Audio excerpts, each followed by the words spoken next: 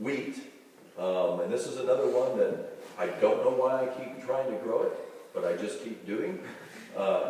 Winter wheat works, certain varieties. And the reason is it's mainly due to the fact that we get so much rain in the spring in Indiana and Michigan, and the heat sets in pretty quick. And wheat typically likes to grow in drier conditions and cooler conditions.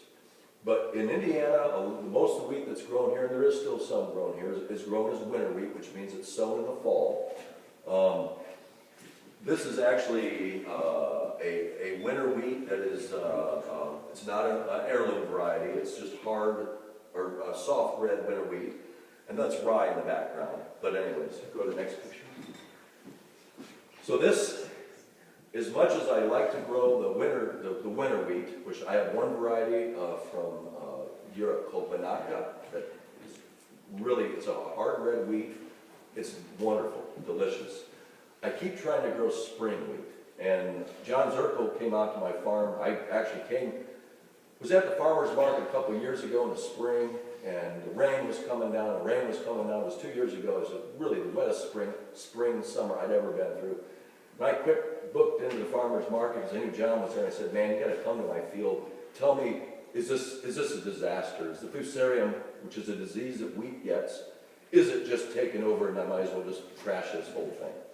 Because I had all these varieties growing, and the rain was coming down, the plants were laid over. Anyways, John came out, looked, said, I don't know, but it looks good. I keep doing it.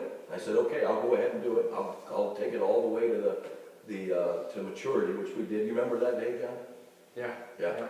I mean, we were sloshing through. It was raining, I think, when we were out there. But anyways, so I keep trying the spring wheats. This was this year, and I lucked out. I hit it just perfect because this spring we had a drought. And that's, for me, that's like, great. Now I can actually maybe see how this wheat does. Because the drought conditions allow the plant to go through the flowering stage and the grain fill stage without being drenched with continuous rain and high humidity. So I got really good yields this year. So this is just to show you the diversity of wheat. And einkorn, anybody ever heard of einkorn wheat? It's one of the oldest varieties of wheat known. This is Zinken rice, which is T. petropavlovsky, Triticum petropavlovsky from China. It's an actual wheat, they call it rice, and big, beautiful, fat grains. This is Blé d'Oricor, which is a type of einkorn, but it's hulless. This is a spring dinkel, which is a type of spelt.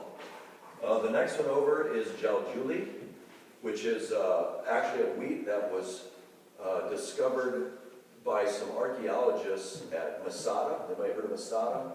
That was Herod's temple, or Herod's fortress, and they found some jars of wheat that were probably put there by the Romans who were besieging Masada, and they did some agronomical looking at it. The wheat itself was not able to germinate, but they found that this actual wheat was still being grown by some Palestinian, real small-scale Palestinian farmers, Jaljuli and Harani. So this is like a 2,000-year-old wheat. This is Zhukovsky, which is from Georgia, and the last one is Rouge de Bordeaux from France. From my understanding, these are some of the, you're going to be hearing more about these in the coming years, because as people want to get away from the modern wheat varieties and looking to the heritage and ancient grains, einkorn already has a strong standing, as does another one, a type of wheat called emmer. These others are going to be, you're going to start seeing more and more of those show up. So go to the next slide. That's just an einkorn. Go to the next slide. Should have washed my hands for that one. This is me harvesting Banaka wheat, which I bought one of these really big size, and I thought I'm going to go out there and scying is a very hard thing to do. And so and Phil knows. Phil's helped me try to figure out how to use a scythe correctly. And I try, and the wheat would go this way and that way. And if that happens, you can't bundle it and make shocks with it. I go on YouTube, and there's like a video of like a 14-year-old girl in Switzerland just booking across the field, just as just smooth, and I'm like, okay, this is something that Grandpa teaches you how to do, or Dad teaches you. This isn't something that you buy, want to go home and think in a couple hours you're going to be able to use a side. So I settled for a sickle, which, you know, you can't go wrong with a sickle. Just make sure you don't do it in the evening when you're drinking wine, because you're right in your leg. But anyway, this is something you want to do during the day. Go to the next slide. So what did you use? I use a sickle. I use a sickle.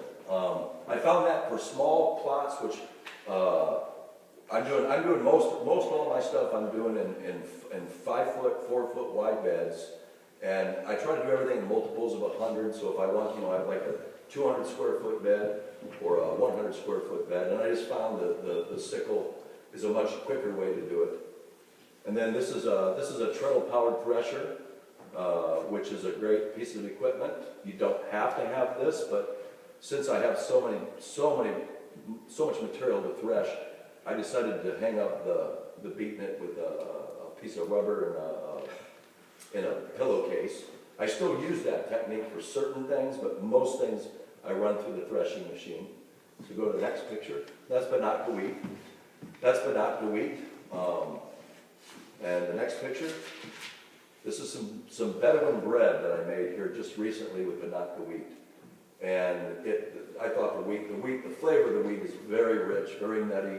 I'm not good at coming up with descriptions of how things taste. It just tastes good. When I used to do heirloom tomatoes, and I had like, at my roadside stand, I had, you know, 40 or 50 different kinds of heirloom tomatoes. I mean, I had a hard time, like, well, which one's your favorite? And what does this one taste like? Well, it's rich, it's tangy, it's, you know, it's like, it's just good. I don't know. My palate is not discriminating enough to come up with really good adjectives for describing things. But anyway, so this is really good bread. Go to the next slide. That is winter dinkel. I showed you earlier we had spring dinkel. This is winter dinkel. This is a variety of seed, very ancient, grown in Europe. It's spelt. The winter dinkel does great. The spring dinkel did not do so great. And again, that's just the idea of our climate, our region.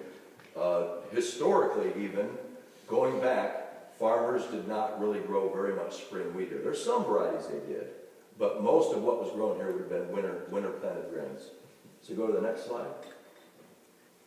That's the Blador core, the type of einkorn. The next slide. This is a fun one here. If you can get excited about wheat, I do.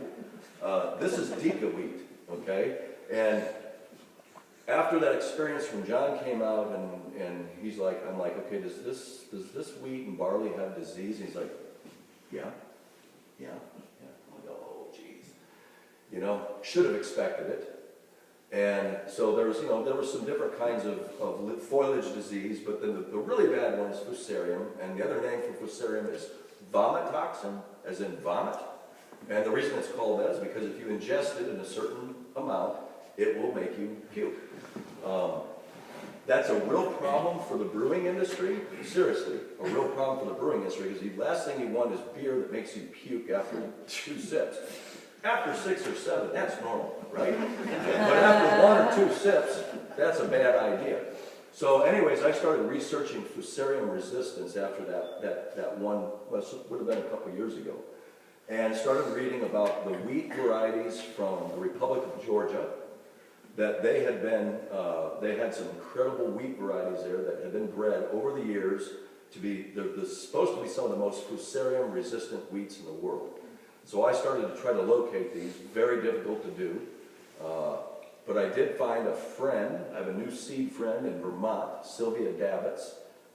She has a little seed business like mine called Solstice Seeds, and she has just an incredible collection of wheat varieties. And so she sent me some of her, we did a little exchange, and she sent me some of her Dika wheat, and I grew it out this last spring for the first time, and it did really good.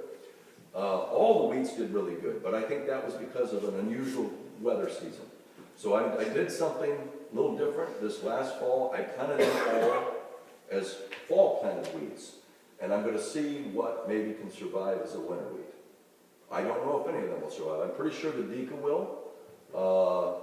but some of the others might, and you know, when you get into wheat, there's this thing called facultative, and this idea that some wheats are have to be spring planted, some have to be winter planted, and they need to go through a cold chill period, and some can go either way. So we go to the next slide. So John, could you use that like as a stock to breed resistance in others? I think that's really the really cool point about biodiversity is these older varieties are great, and they're great as standalone. You know, keep them pure, don't let them cross anything. But I'm beginning to learn that, you know, breeding and crossing is not a bad thing, because when that happens, you're increasing that genetic pool. You're also increasing resiliency and the ability to adapt to weather. In Europe, it is traditional for farmers to plant fields. They'll have sometimes 4 and 5 different kinds of wheats all growing together, all different specific varieties growing together. And it helps eliminate the spread of disease. When you have monoculture, anytime you have monoculture of anything, you're always asking for some problems. So they plant in what they call composite fields, and that's another method to stave off the possibility of disease. But as far as breeding, there's some amazing open pollinated. I forgot to even mention. Everybody here know the difference between open pollinated and hybrid? For the most part, open pollinated just means that you can save your own seed. Hybrids, you don't. You shouldn't. I wouldn't. And GMOs, we won't even talk about them. So open pollinated, there's some great breeding. There's some great participatory farm breeding programs going on. No longer are they necessarily tied to a university or a state. Sometimes these are just groups of farmers coming together and saying, hey, let's start breeding using some of these older varieties, and let's get the best genetics, and let's start breeding and getting adapted seeds for what's coming, which is, we're going to get to that at the very end, extreme weather events. But does that answer kind of your question? This is Harani, which is the other one, is the other wheat that was found in Sada, Jaljulian Harani.